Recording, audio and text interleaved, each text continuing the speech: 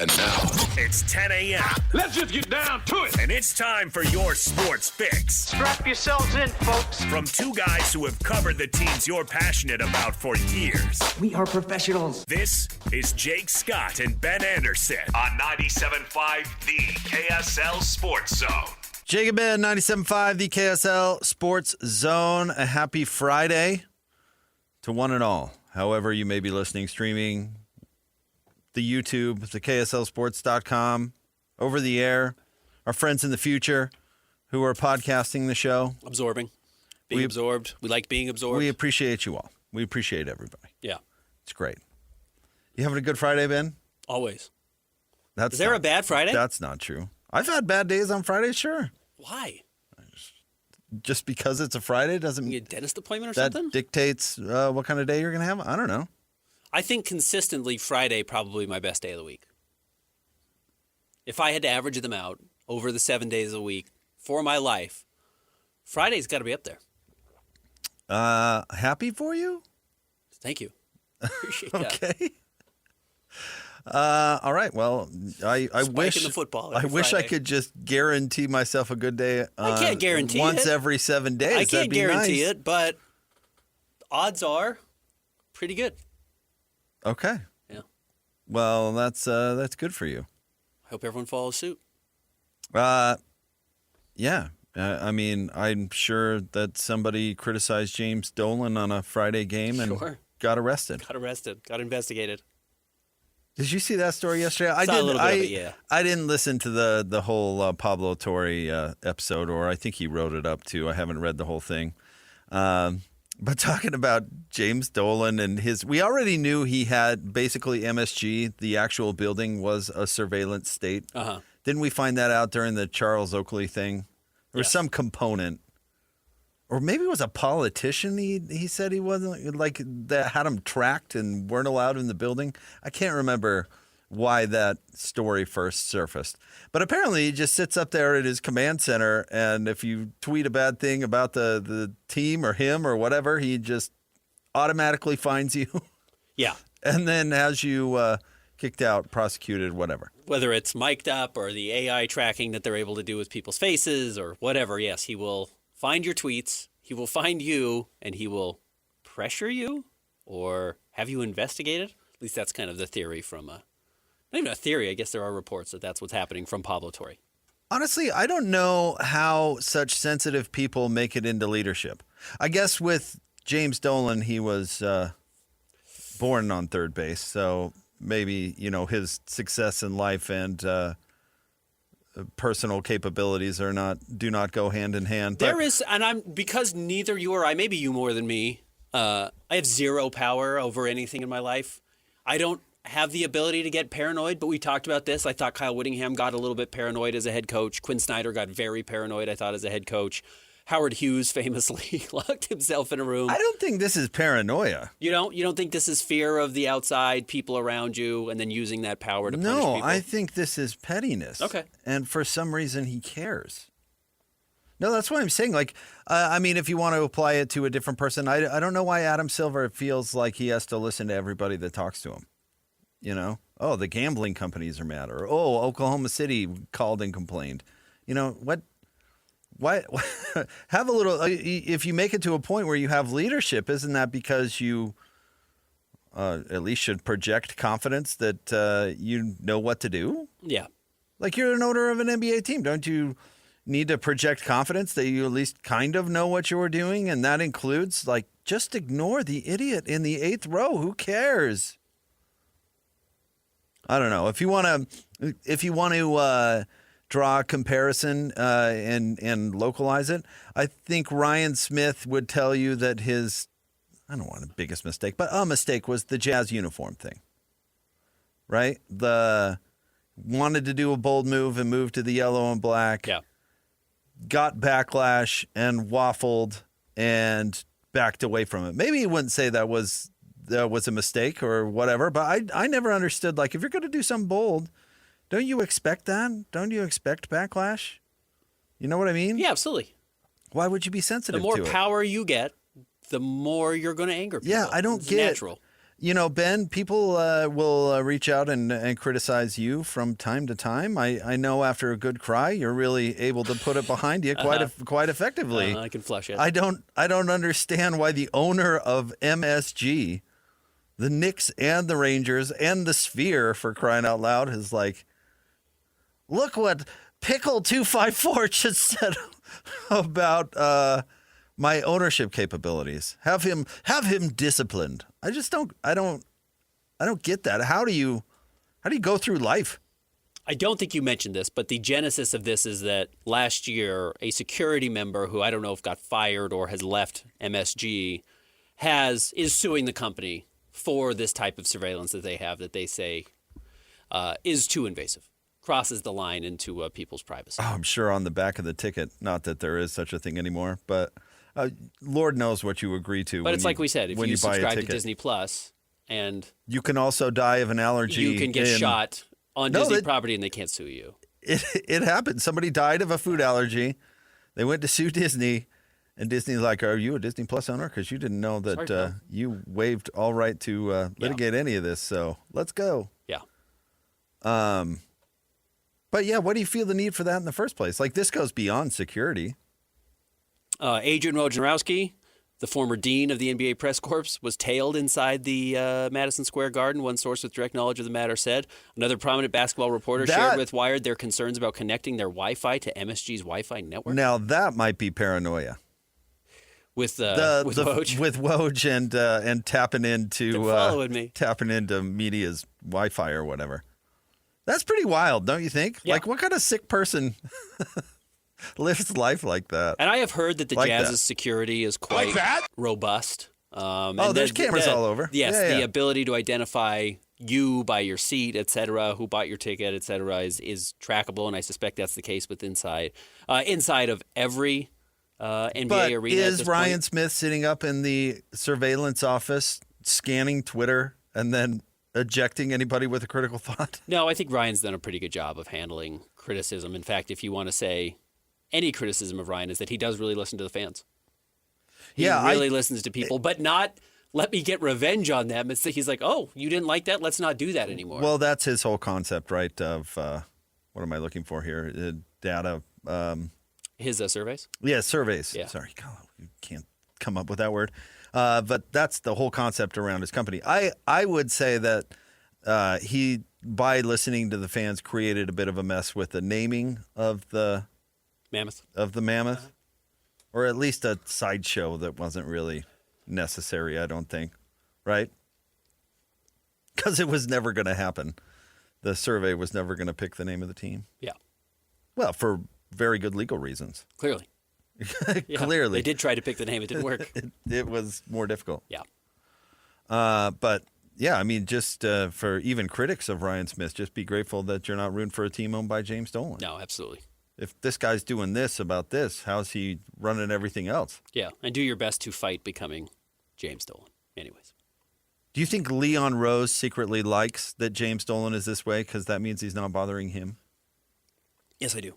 So by stalking fans in the arena, he's not bothering Leon Jalen Rose. Brunson's probably been like, there's a guy up there. You should track him. Don't worry if I'm playing defense or not. It's got nothing to do with you, James. Oh, man. Well, we know Jalen Brunson will never have to play defense as long as Rick's on the bench. Right. Whoa. Hey, Jalen doesn't do that. You can't ask him to do that. Dad, he asked me to play defense. Dad, tell him we don't do that. I'll talk to him, son. What an awkward dynamic. I still can't believe that's a thing. I love my father. I'm glad I don't work with him. Or work for him. Yeah. Well, And I know there's a lot of people imagine that working for your son. work for your... Because Jalen Brunson's dad works for Jalen. Yeah, that's a different dynamic, actually, than working for... You're right, because Rick isn't the boss. No, at all. No, Jalen is the boss. Rick does not have that job if it were not for Jalen. Correct. You're right. Jalen is the daddy in this scenario. Daddy Jalen.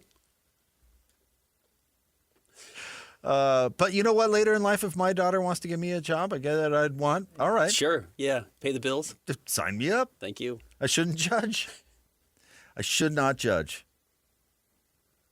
But anyway, Back to local ownership. I mean, Ryan Smith, you were giving him a lot of credit yesterday for making the playoffs and the playoff series and all of that. I think the one thing from a on the ice / on the court perspective, the smartest thing that he has done has empowered the basketball operations person, whoever that is. He thought that Bill Armstrong was pretty good at his job coming up from Phoenix. Locked him in, empowered him. There you go. I'll be working on the what did they settle on the name for the Zamboni? The Mamboni? No, it's the other Zamoth. One. The Zamoth. Yeah. I'll be launching the Zamoth and working on getting us on TV. Yeah. You I'll take care of the seats. You worry about the hockey side of things, which is smart. And then I know he had a previous relationship with Danny Ainge, but Danny Ainge is one of the best general managers of all time. Mm-hmm. And if you hire Danny Ainge, you know what you can't do? Tell him what to do because his name is Daniel R. Ainge. Yeah. I have no idea. It felt like an R. I think we do know this. Like a Reggie, like a Reginald. Daniel Reginald Ainge. You think? Ray. Wow. Oh, way to go. Yeah. Woo. I'm on fire today. Daniel Ray Ainge. Yeah. I'd go by DR, Dr. Ainge. That has a good ring to it, though. I like Why is there no the period short there? middle name. Is there no period after Doctor? Oh, those are my initials. DR Ainge. It's not Doctor. No, it's just DR. Did you know that? Do you know what the S stands for in Harry S. Truman? No. Nothing. Oh, it's just S? It's just an initial. Oh. Did he make it up? No, that was He was his born name. that way. Yeah. Okay. I might have blown that with my kids' names. They've got middle initials, but Just you missed the boat on I should just giving done them, initial. like this is W. What does the W stand for? Nothing. Nothing. Not W. a dang thing. That's it. No, I think you're right, and I do think along those lines. And I don't know exactly what his job is. I know he's handled some not media relations stuff, but some relationships when it comes to like equipment and gear and fan stuff.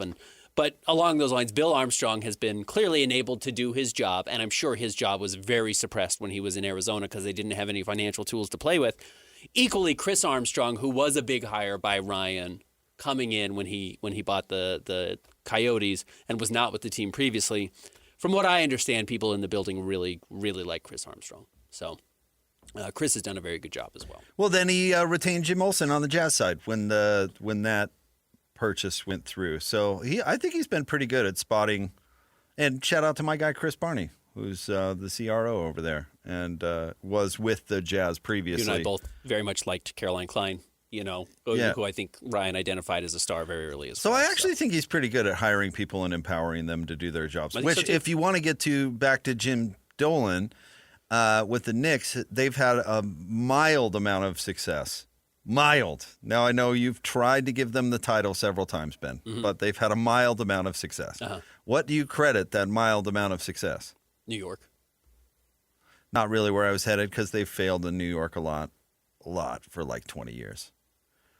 Leon Rose He's done a better job than but because anybody else in that building. He's a big enough guy that he can tell Dolan to leave him alone. Yeah. Like even Phil Jackson wasn't that, you know what I mean? Or Isaiah Thomas was the opposite of that. That's why he kept getting the job. Well, that's James Dolan's mistake. So, yes, getting Leon Rose was his first good addition that he's maybe ever made. But New York still consistently is the greatest thing about the Knicks. It's the best draw about the Knicks. It's the thing. People do want to go play in New York. But it's not the reason for their mild amount of success. They've been in New York for a long Correct. time. It alone and is not sucked good enough to win. forever. If that was the case, the Clippers would be good. Yeah, sucked forever. And now they're having a mild amount of success. And it's simply because they've hired a basketball guy and are allowing the basketball guy to do the basketball things as opposed to Jim Dolan, who's like a wannabe rock performer. I don't know what his expertise is. The Sphere looks pretty cool. Yeah, that's fine. Apparently it's losing You money every day, but Yeah. Well, can you imagine the not my problem. surveillance that's going on in the Sphere? Oh, Good yeah. heavens. right. They're probably stealing every piece of info that you bring in, like credit card numbers, like all the things. Scene in Batman Begins, or is it The Dark Knight, where they realize that every phone has been turned into a personal camera, so Batman can track everyone. And like, oh my gosh, what's his name from Robin Hood, Prince of Thieves? Kevin Costner. the other guy. Morgan Freeman. Morgan Freeman is like, I can't be a part of this. And then he ends up destroying it at the end. But yeah, that's what James Dolan's doing with the Sphere. No, you're going to go see the Living Planet thing at the Sphere or whatever, and you're going to come home and you can be like, I spent $5,000 at the Sphere? I bought a beer. Yeah. One quick injection to get into the door. Don't worry about it. And you know what? Again, to Ryan's credit, not to bend over backwards for Ryan by any means, but if there was ever a place, if you wanted to take total control of an organization, you could do it in Salt Lake City. Yeah, is the truth. It's a small market. Not a lot of people are paying attention to it. Fan base is pretty loyal. You could absolutely take over and just say, yeah, I'm going to do whatever I want to. And you're going to have to deal with it. And I'm going to be Jerry Jones, and I'm going to be James Dolan, and I'm going to be everything. And I, was a big basketball fan growing up, so I think I can make all the right decisions. And Ryan, I think, has probably had to check himself at times and recognize it's better for him. Yeah, I think so.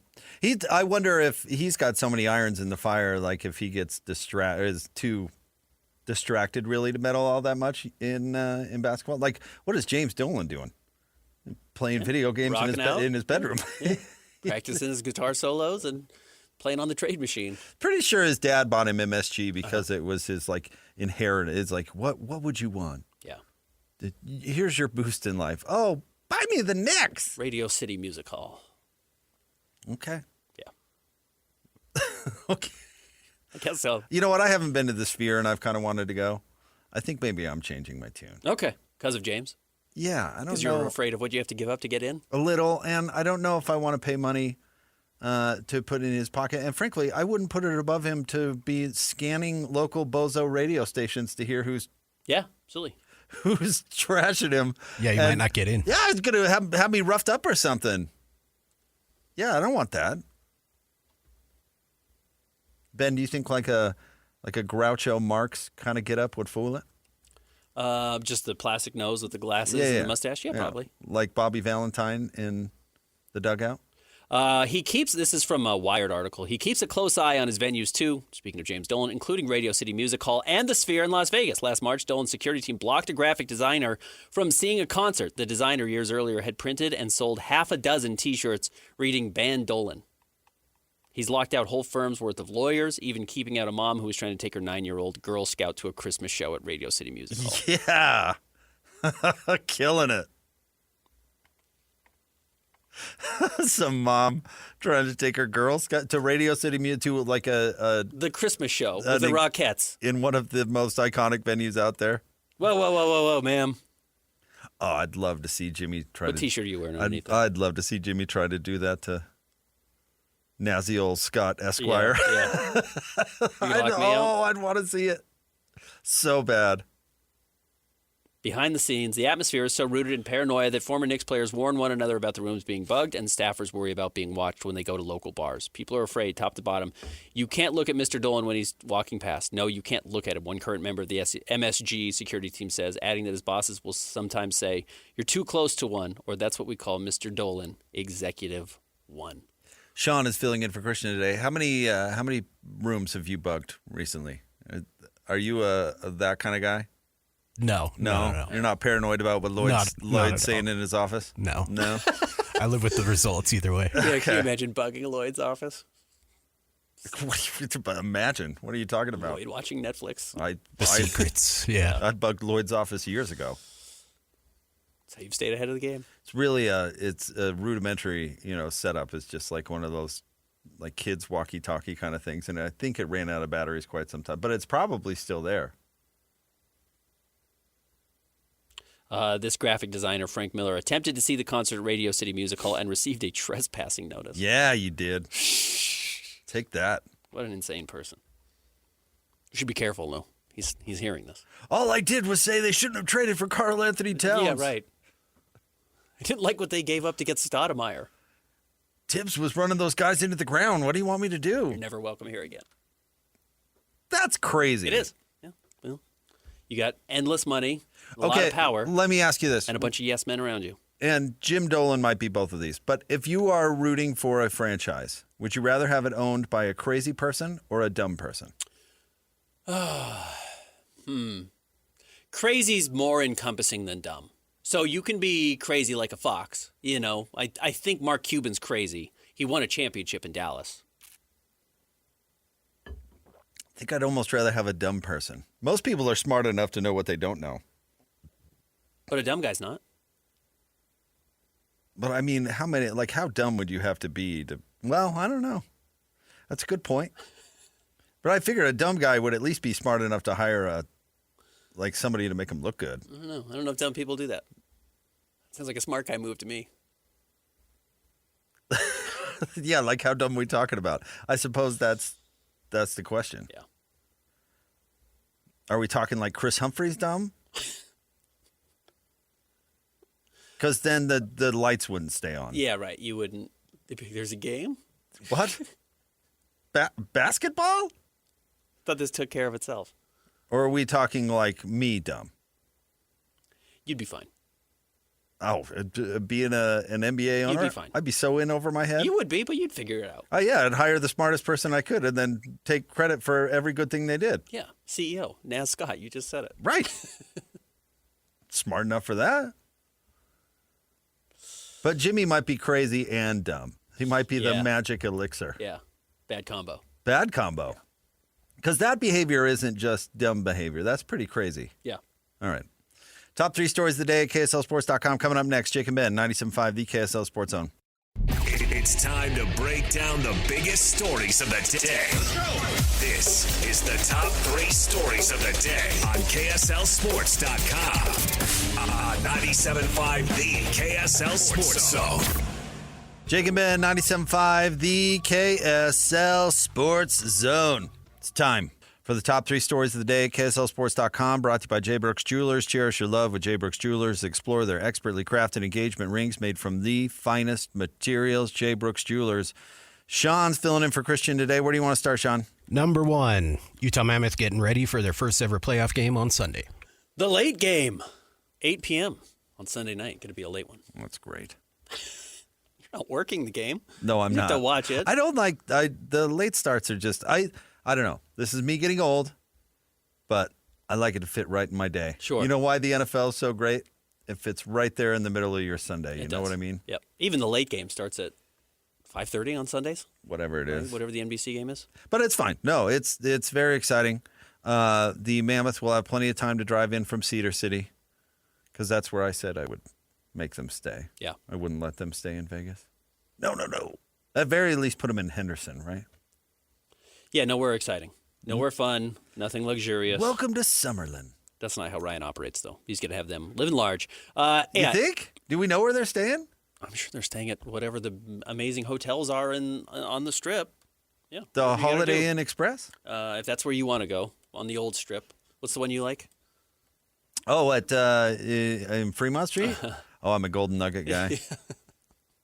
There's some other really nice ones over there. The one they had the Mountain West Conference Media Days at, the new one on Fremont Street, they've improved. Is super nice. Yeah, the one with the I think that's the one with the giant TV by the pool. You've probably seen the videos online. Yes, I have. Yeah. 8 p.m. on the road at Vegas. Yes, the first ever hockey or playoff game, I should say, for the Utah Mammoth, and very exciting. And I'm really excited to see how these series play out and where you start to see the differences. A lot of them it comes down to obviously goaltending. Coaching will be a big part of this. Tortorella in Vegas is very experienced, and this is pretty brand new for Coach Bear, so we'll see how that handles. But then you get further down the lines, the third line, the fourth line on offense really starts to be a difference maker because these top 2 lines probably start to eliminate one another, in my understanding of how these top 6 pairings work. Everybody's selling the Tortorella thing, and yeah, I've heard of the guy. I'm sure he knows what he's doing. And Vegas played very well to close the season, but that can't be an advantage. Having a coach for 2 weeks, going into a playoff series, that wasn't an advantage for Denver last year in the NBA. Agreed. It wasn't an advantage for Memphis, whatever it was 2 years ago. There's no way. We did see Jerry Sloan dance circles around Adrian Dantley when Adrian Dantley had to take over for George Karl. Now, Adrian Dantley was brand new, hadn't coached basically at all ever as a head coach, and obviously Coach Bear has been a head coach for 5 seasons now, so he has seen plenty on the ice. Yeah, but Tortorella's the Adrian Dantley. He is a little bit the Adrian Dantley. He's the new guy. He's the only one who's coached. He's coached the team for 2 weeks. I don't see how that could possibly be an advantage. Now, I would also flip this, and not flip it, but to look at what Tortorella has done, where they are 7-0-1 since he took over. They beat Vancouver, who's not a playoff team, Calgary, who's not a playoff team, Edmonton, who is a playoff team, Vancouver, again, not a playoff team, lost to Seattle, not a playoff team, did beat Colorado, certainly their best win, beat Winnipeg, not a playoff team, and beat Seattle, not a playoff team. So they played Colorado and Edmonton in their final 8 games. Only 2 of those teams are playoff teams. And they did win both of them on the road, so that's a feather in his cap. But it's, to use a word you really like, is a pretty squishy schedule. It's pretty soft. Yeah. So they went in to the end of the season playing well, but beating up on a bunch of really bad teams. If it were an advantage to fire your coach 2 weeks before the playoffs, we'd see A lot of teams would do it. A lot of teams would do it. Like, hey, you're a good, not great team, but you're going to make the playoffs. Well, can your coach 2 weeks before it starts? Yeah. And hire somebody new, a real fire breather. And, well, I don't know. I buy into sometimes you need a new voice in the room. That is absolutely a thing. But I still don't think it can be an advantage. The guy's only been on the job for 2 weeks. They might be a little bit, and again, this is not a perfect comparison, but if we're talking NBA, it might be a little bit Los Angeles Clippers-y, where they have some really elite talent. Jack Eichel is great. Mitch Marner's great. The locker room apparently didn't get along at all, and then you get rid of Chris Paul, and all of a sudden everyone plays really well for a couple of weeks. But the Clippers are not in the playoffs today just because they got rid of Chris Paul. You know, it doesn't actually fix all of your issues. It might be a Band-Aid on the wound, but it's not going to solve the wound. That might be something greater. So we will see, and we'll see if you can start to pick that apart. And where there was a team that at one point in the season clearly did not trust each other, again, it seems like that was the issue within the locker room. It was pretty divided. If you win in Vegas as the Utah Mammoth, you can start to kind of expose some of those issues again. He should have them at the Excalibur. Okay. Yeah. That's the pyramid? No, that's the castle. Oh, okay. What's the pyramid? The Luxor. The Luxor. Okay. No, I'd go with the wait, I just lost it. What's it called? I should know. I just said it. Excalibur. The Excalibur, yeah. Yeah. It's like kitty corner from T-Mobile. It's like right down the road. Okay. You could walk there. Yeah. All right. You go to the show, although I wouldn't advise eating the food at the show. You don't think the medieval show? That wasn't where great. they just eat the horse that died? What are you talking about, eating a horse? Wasn't you're talking about the medieval show? Don't they do like the old medieval? Yeah. Like, I've been to jousting it. and They stuff? don't. No horses die. Oh, some horses die. No. Some horses gotta die. No. The medieval show. No Yeah, horses no, die? no. What are you paying for? Certainly not the food. Food was rough. My kids, Sadie, this was like, it had to be like 3 years ago. And she still remember, she was probably 5 or 6. The thing that she remembers the most about that trip, not the show, but the bad food at the show. She didn't like the show. No, she didn't like the food. Oh, the food. Yeah, the kids like everything. She doesn't like. She doesn't go. Chicken Oh, fingers or that was a something." cool show, and they did a joust. She goes, "Oh, remember how bad the food was." That's a bad sign for a kid. Because kids will eat. Like your Anything. kid's favorite meal is Yeah. macaroni and cheese. And that one's supposed to be fun because you're supposed to eat with your hands because it's like Old English or whatever. So you're like, You're telling me no horses die in this show? not one. Okay. I'm sorry to disappoint you. I didn't know you were such an animal masochist. We're going to a You could medieval show. probably find a bullfight somewhere. Yeah. Horses didn't die in the medieval jousts either. You don't think one night was ever like, oops? I don't know, Ben. I wasn't there, but that's not like What do they call that thing? That's not the What do they point call of your the big- activity. Your big pole? You don't think one ever was like, oh, poked your horse in the eye and you fell off and broke your legs in half? Because your horse is hurt. What's next? Just talking strategy here. Number 2, the NBA play-in tournament wraps up tonight. Hornets at the Magic, Warriors at the Suns. Would you call this a must-win for any team? Yes, I would. By definition, a Yes. must-win. If you want your season to continue. However, I almost wonder if this is a must-lose for the Magic. Just like get this over with. Get Jamal Mosley out of there Get out. and start over. Hit the reset button, whatever you're going to do. Well, hey, if I'm Paolo, though, I'm watching myself around old LaMelo. Take it. I'm watching myself. He's going to take me out for next season. Bam was not happy that LaMelo only got fined. I think it was $30,000 and $60,000 total. Honestly, I would be bothered if I were him too. Well, what do you think? I mean, you make the playoffs, you get a bonus. You get money just for making the playoffs. Every player does. You get a little bit of extra cash in your pocket For every round you play. for every round you play. Like you may have honestly taken that much out of Bam's pocket Bam might be losing more money than Melo by Melo sweeping his leg to get to the first round of the playoffs, and they are going to be favored tonight over the Magic. And then Warriors Suns, we'll see if. This is why I believe in corporal punishment.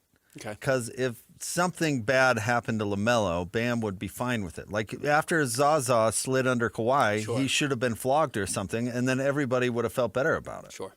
A fine? What? Doesn't bother him. It doesn't bother anybody. Right. Barely makes a headline. Right. He's paying that in car accident fees. But every if he week had anyways. to stand in front of a group of people and have tomatoes thrown at him or something, yeah, everybody comes away more satisfied. And frankly, LaMelo should probably, for his own internal development, go through some shame. Let's mix up our first two stories. He has to do some type of jousting. I'm fine with Some that. public Whatever. Jousting. Yeah. We can go back to medieval times for all sorts of remedies. Anyways, 5:30 Put him in the tonight iron lung on Prime. Hornets at Magic. Though the Hornets are favored in this game. Phoenix favored against the Warriors. I don't know if I feel that same way. I think the Warriors can certainly win this game. I know the Warriors have not been playing great. The difference, though, in that first game with the Warriors was they did get Al Horford and Kristaps Porzingis back and both playing. And those are two really good shooters who just space the perimeter. And then, of course, Steph's the greatest shooter of all time. You do that against some dumb teams, and the Suns are a dumb team. They just have some dumb players. And they have some good players, but I don't think they're all that intelligent. The Warriors' high IQ across, whether it's Draymond, Steph, Kristaps, and certainly Al Horford, they should be able to pick them apart. Whatever, it doesn't matter. It doesn't. In fact, the actual games that matter is tomorrow. We actually have playoff games. Raptors on the road at the Cavaliers. That's the 11 a.m. game. On all these first three games are on Prime. 1:30, the best game of the weekend, I think, by far. Timberwolves at Nuggets. Your Hawks on against my Knicks coming up at 4 o'clock. And then the evening game. Again, we said this was going to be the case, the ABC game, because they love star power, and rightfully so. It draws eyeballs. But Rockets-Lakers is probably the worst playoff round or matchup that we have in the first round, and it's going to be all over your TV. I think the Hawks beat the Knicks in the first round. Okay. That would be big. That'd be huge for your guy Quinn Snyder. Well, they actually guard or now. Q, as you like to call him. I never call him that. I always call him Coach Snyder. Hi, Q. Hi, Q. Hey, Q. All right, what's next? Number 3, the Jazz may have started a trend. Explain. I don't know what you're talking about. Old Frederick Carlton Katz, who reports for The Athletic, is reporting that the Cleveland Cavaliers are expected to explore trading Donovan Mitchell this summer if he doesn't agree to a contract extension. That's the right move. If Donovan doesn't think he's going to be there very long, and that could be the case. If the Cavaliers don't make it past the second round of the playoffs, I do think they are tapped out. There is no more desperate Hail Mary final move historically than trading for James Harden. That's about it, right? The Nets did it, didn't work. Sixers did it, didn't work. Clippers did it, didn't work. Now the Cavs are trying to do it. It's the ultimate, ace up my sleeve, James Harden. This is all we got. It never works. And they tried that. So let's see, I guess, what happens. They probably get out of the first round of the playoffs. They're better than Toronto. If it goes more than 5 games, it's a disappointment. And then I think they're going to lose in the second round because they're going to run up against the much tougher Detroit Pistons. And I think Detroit's going to beat them somewhat soundly. And then you're going to have to start wondering, where do you get better? How do you improve? And does Donovan actually think there's a route to get there? It is crazy how history repeats itself. I mean, his Cleveland experience and his Utah experience, extremely similar. Very similar. Yep. I mean, a honeymoon period where the sky's the limit and it's all roses and sunshine. And then it's not because there's a limit to how far that can take you. If and he's your best player. All of a sudden, you're kind of planning everything around that guy, and you can't move off of it, and he can't win you games in the fourth quarter because he's not good enough. And then he's kind of like, oh, maybe I'll leave. So he holds your feet to the fire, and then the decision becomes kind of easy, okay, well, I guess you got to move. I guess we got to move. And you know what? The funny thing is, if you have Evan Mobley, who's a very good player. Jared Allen's okay. He's a pretty decent player. You've got some okay pieces around him. You can trade Donovan, get stuff back, and probably be just as good. And the truth is, the Jazz probably could have been close to as good had they moved Donovan and gotten talent back and just tried to win right away. They would have taken a step back, don't get me wrong, but if your cap is the second round of the playoffs, what does it really matter? And right now, I think the Cavs are running into another year where their cap is the second round of the playoffs. Yeah, I'm telling you, history repeats itself. Yeah. Donovan needs to be the second or third, maybe, best player on a contending team if he ever wants to get a title. And I don't think his brain/ego works that way. There is something. Again, I remember the day the Jazz traded Donovan Mitchell. I looked at the Cavs roster and I said, man, they are really betting on Evan Mobley becoming the best player, becoming Anthony Davis. Because if you had to prime Anthony Davis and Donovan Mitchell, you probably can compete for a title. But if Evan Mobley doesn't turn into Anthony Davis, you're limited. And Donovan Mitchell maybe doesn't let you turn into Anthony Davis because he is so ball dominant. They should trade him to the Knicks for the Sphere. We get property. The Sphere. Old Dan Gilbert gets the Sphere. Is there a nickname, player nickname? Is that what they're calling OG Anunoby now because he's a little round? The Sphere? The Sphere? No. James Dolan's Vegas property. Yeah, no, the venue. Okay. Even though it's losing money, it's still really cool. And I can't imagine the CIA, I'm sure, is jealous of the surveillance equipment. If they have an ugly exit and Donovan doesn't play well, though he generally plays very well in the playoffs, I do think you'll hear his name in some trade rumors. Well, his numbers are good in the playoffs. I don't know if you want to say plays really well in the playoffs, frankly. Sure. His numbers are really good in the playoffs. I mean, he had historic numbers against Denver in the bubble. What did that get everybody? 7 games. It's a loss. 4 straight losses to close it. His numbers look good, though. Not 4 straight losses. Allows players to come into the locker room and said, hey, it's your clown's fault. I had 40. Well, see what happens. Stay tuned. We'll have more Jake and Ben coming up next. 97.5, the KSL Sports Zone. What's that? Whether it's the Jazz, Utes, Cougars, or Aggies, these guys have got you covered. Time to eat, fellas. You're locked on to Jake Scott and Ben Anderson. 1, 2, 3, move it. On 97.5, the KSL Sports Zone.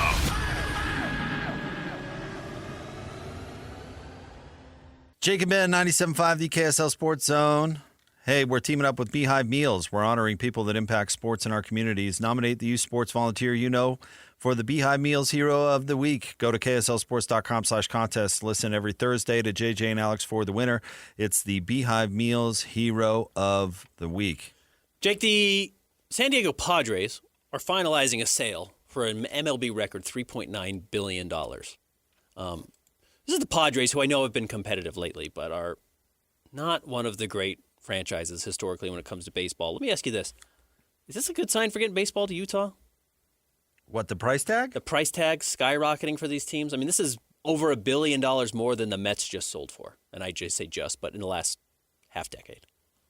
Well, I mean, the price tag on all this stuff is going crazy. So I don't think that this is an indication of that. I think, yeah, if the Millers are going to buy a Major League franchise, it's going to cost. It's going to cost a true fortune. Yeah. What's the expansion franchise in the NBA? What was the number there? 5 to 10. I thought it was 7 to 10. Okay, 7 to 10. Something insane.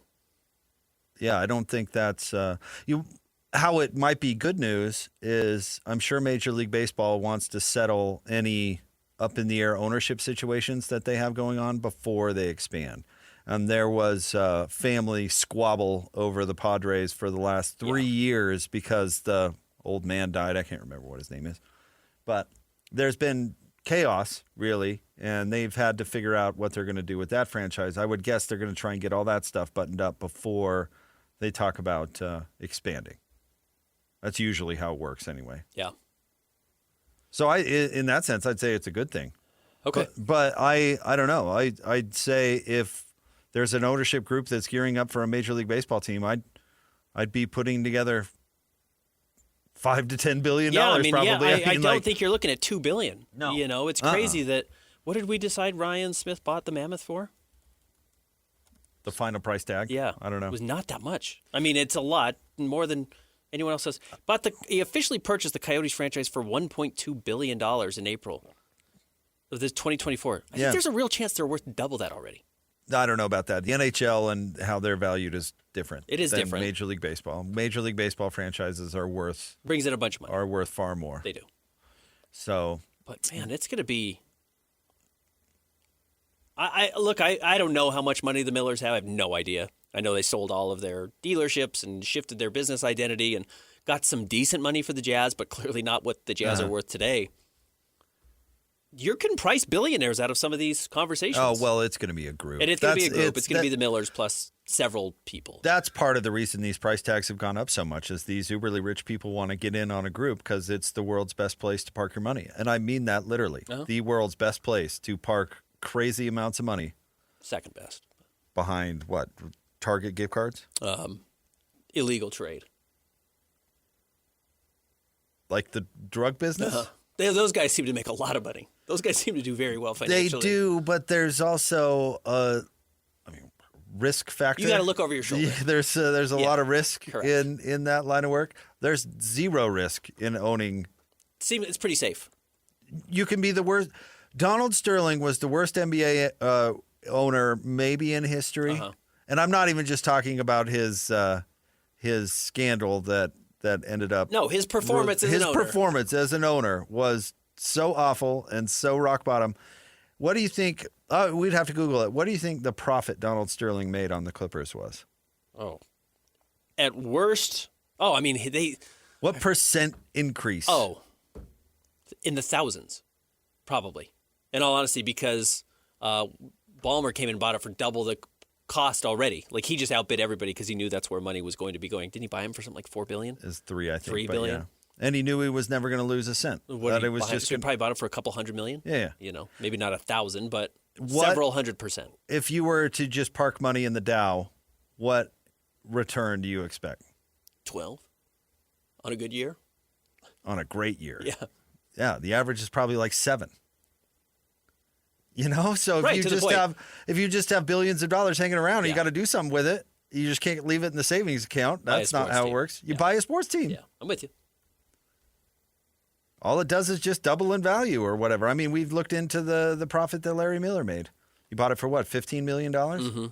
Gale sold it for 1.5? Pittsburgh Penguins are in the process of being sold by the Fenway Sports Group, which, by the way, weren't they working with Ryan on something at some point? Maybe I'm totally wrong.